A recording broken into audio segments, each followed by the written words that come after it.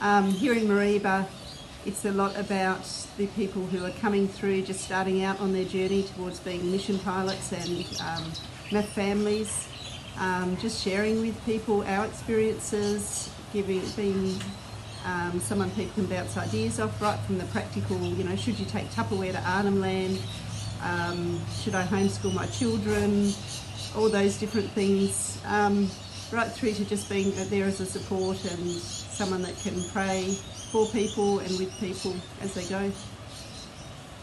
Yeah, and obviously at a technical level there's a lot of training. We in Mareeba do apprenticeship training, and so we bring people in with an interest in aviation and I guess some technical skills, but and we train them through to becoming aircraft engineers. So that's an equipping, but I also really like to inspire people if I get the opportunity, when I meet people that might be interested in becoming in mission aviation, to sort of start pushing those doors and seeing if God really is leading them down that path, rather than sometimes these things can seem difficult, and often that's God's way of trying to see if you're willing to walk with Him all the way. And so sometimes those conversations can really lead to fruitful outcomes in people coming into MAF and into mission aviation in general. In my context, equipping others means sitting with Aliawara speakers and working on scripture in their language. And so as we do that together, they learn to read their language and to consider how complex concepts are expressed in their language.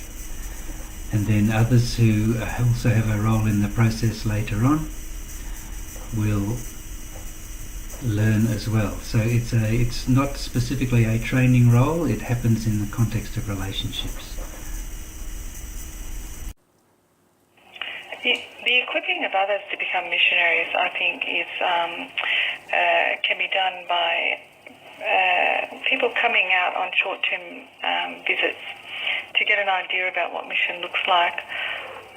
Churches can equip by the programs such as May Mission Month and informing people in the churches back home of what's going on overseas and encouraging people to pray for the missionaries on the ground. The other thing is for others to become missionaries is for them to talk to missionaries just constantly before they make decisions. How do you equip others?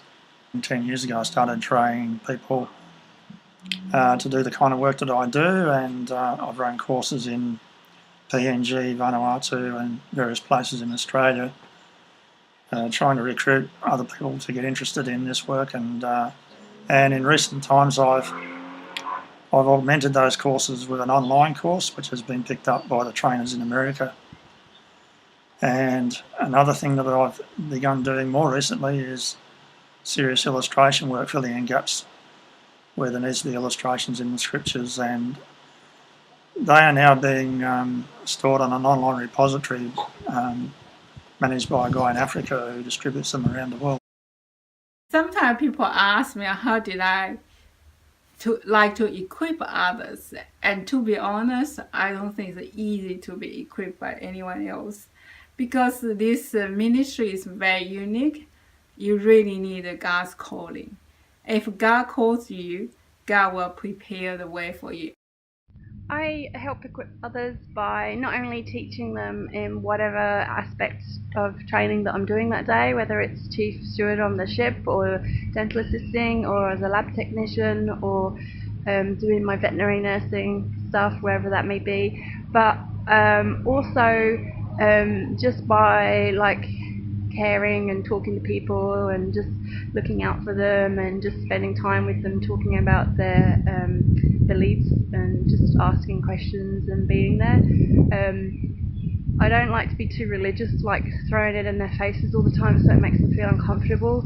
I like to do it in ways that shows them that I love them and that if they want to, they can ask more questions, and I kind of do it in a way where they normally ask more questions, so it's pretty, yeah.